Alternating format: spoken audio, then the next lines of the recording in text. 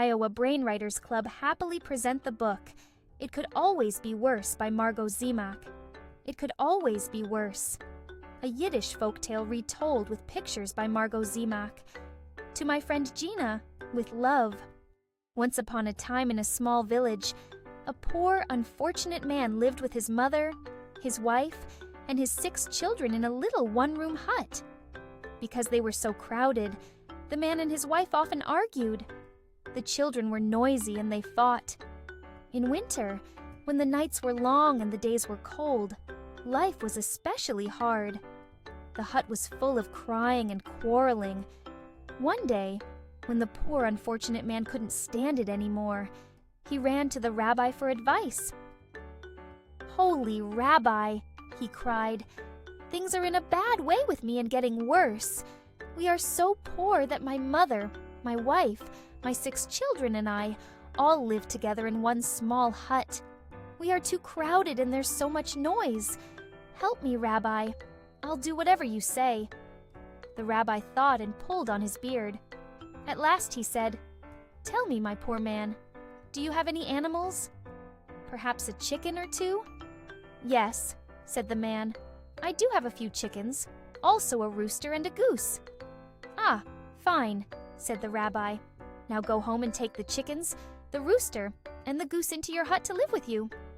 "Yes, indeed, Rabbi," said the man, though he was a bit surprised.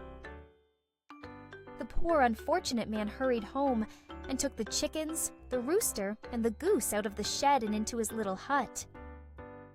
When some days or a week had gone by, life in the hut was worse than before.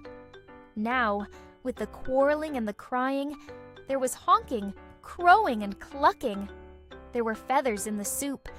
The hut stayed just as small, and the children grew bigger.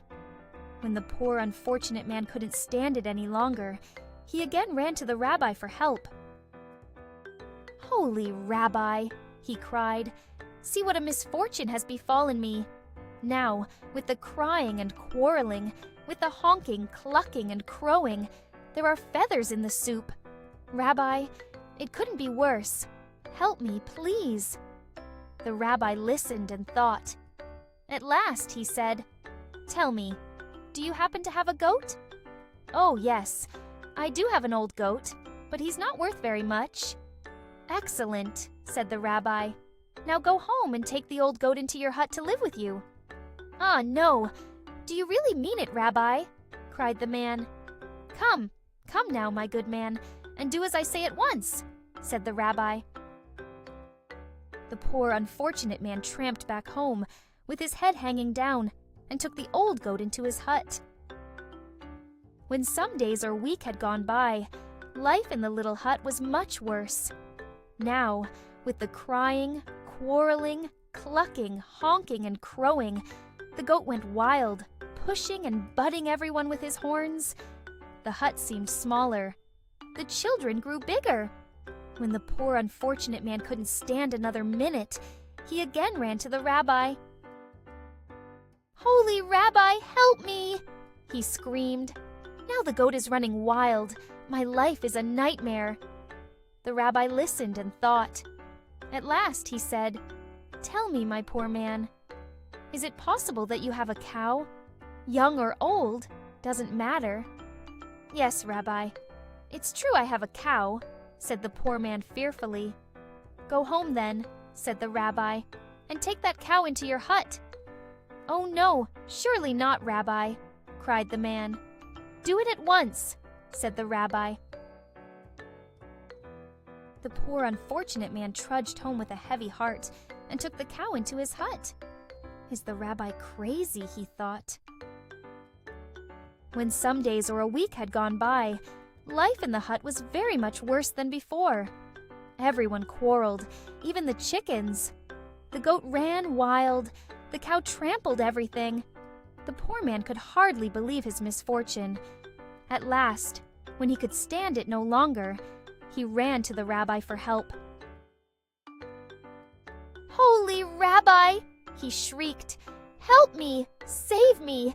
The end of the world has come! The cow is trampling everything. There's no room even to breathe.